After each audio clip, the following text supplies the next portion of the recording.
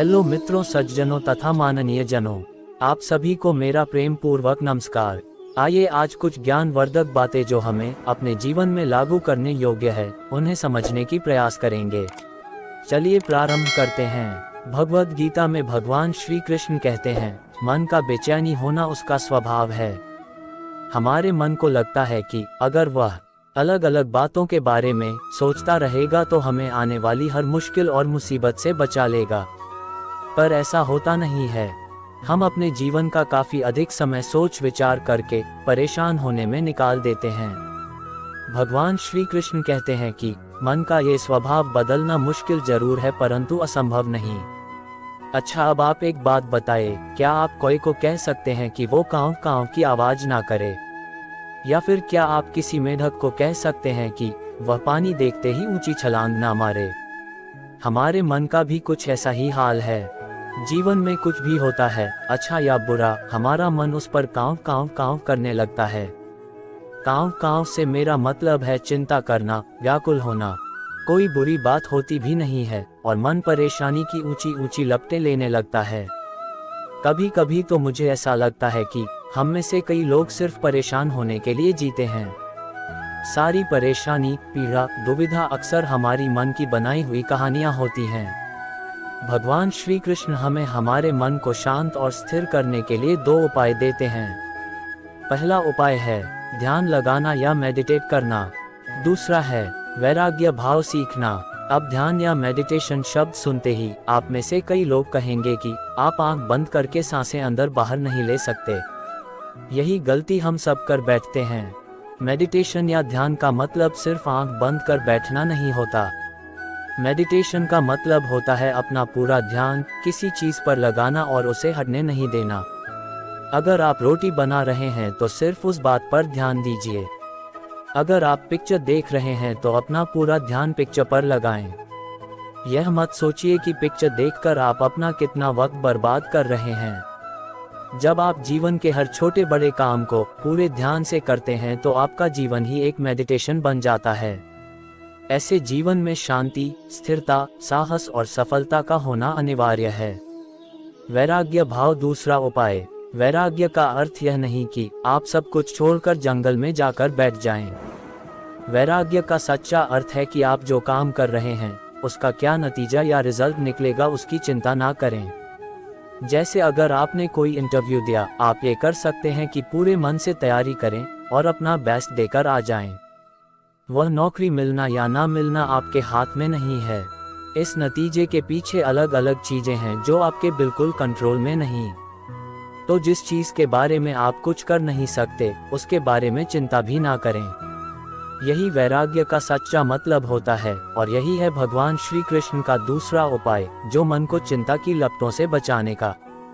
याद रखिए, आप पूरे के पूरे इंसान हैं, समझदारी, संयम और कुशलता से भरे इंसान। आपका मन जब भी कोई की तरह अलग अलग बातों पर आपको परेशान करने लगे तब अपने मन को भी प्यार से समझाए और शांत कर लीजिए। बस अपने ऊपर विश्वास रखिए कि आप कभी अपना बुरा नहीं होने देंगे। जिसके स्वभाव में प्रेम रचा बसा है वह जो भी सोचता है प्रेम में ही सोचता है, शांति से सोचता है। ऐसे व्यक्ति के संपर्क में आने वाले प्रत्येक को प्रेम और शांति की ही अनुभूति होगी।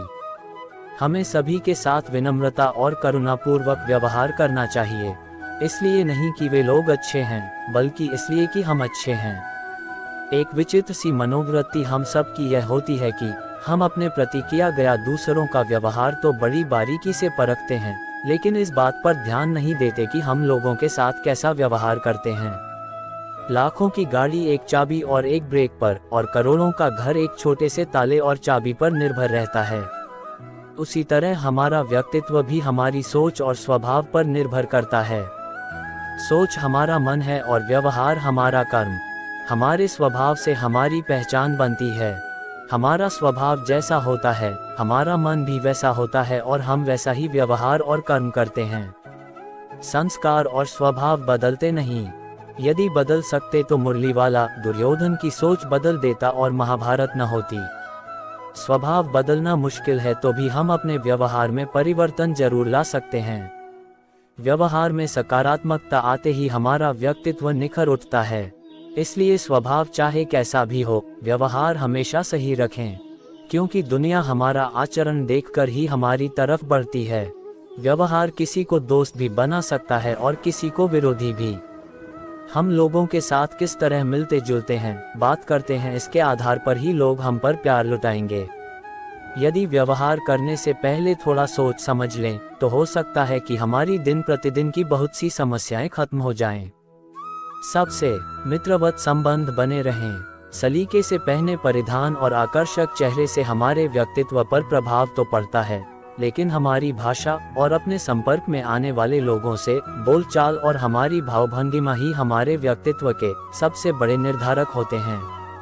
मनोवैज्ञानिकों के अनुसार विचारों की समझ, सुसंस्कृत आचरण, दूरदर्शिता, कार्य करने के तरीके और जीवन के प्रति अपने दृष्टिकोण से संपूर्ण व्यक्तित्व बनता है। व्यवहार या बातचीत में थोड़ी सी भी असावधानी से अकारण ही कितनी गलतफहमियां जन्म ले लेती हैं। इन गलतफहमियों की वजह से ही बहुत से विवाद और मनमुटाव होते हैं। सजग और सतर्क रहते हुए मधुरतापूर्ण वार्ता करेंगे तो शायद रोज बरोज की छोटी छोटी किचकिच कम हो सकती है और बहुत सी उलझनें सुलझ जाएंगी। हम सब अलग अलग हैं, सभी का स्वभाव अलग अलग होता है, इसलिए लोगों का व्यवहार हर बार अलग मिलेगा। इस कारण हम व्यवहार को लेकर सभी के साथ एक जैसा मानदंड नहीं अपना सकते। हमारा अपना एक मूल स्वभाव है। इसका अर्थ यह नहीं कि अलग अलग लोगों से व्यवहार करने के लिए हम अपना व्यवहार भी बार बार बदलें। बदल ही नहीं सकते, पर हम बात करने का तरीका बदल सकते हैं, लहजा बदल सकते हैं, भाषा बदल सकते हैं।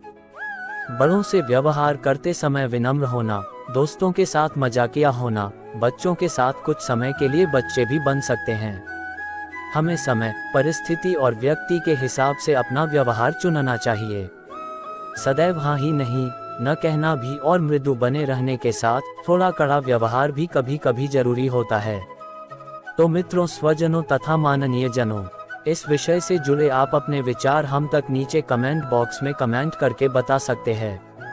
अगर आपको आज की प्रस्तुत विषय अच्छी लगी हो तो कृपया लाइक, शेयर, कमेंट करें और हमारे चैनल को सब्सक्राइब करके मेहरबानी कीजिएगा। तो मित्रों, हम फिर कोई नई इंटरेस्टिंग विषय लेकर जल्द ही नेक्स्ट वीडियो में मिलेंगे। तब तक आप सभी का समय शुभ रहे। वीडियो के अंत तक बने रहने के लिए बहुत बहुत धन्यवाद। जय श्री कृष्ण। राधे राधे कृष्ण।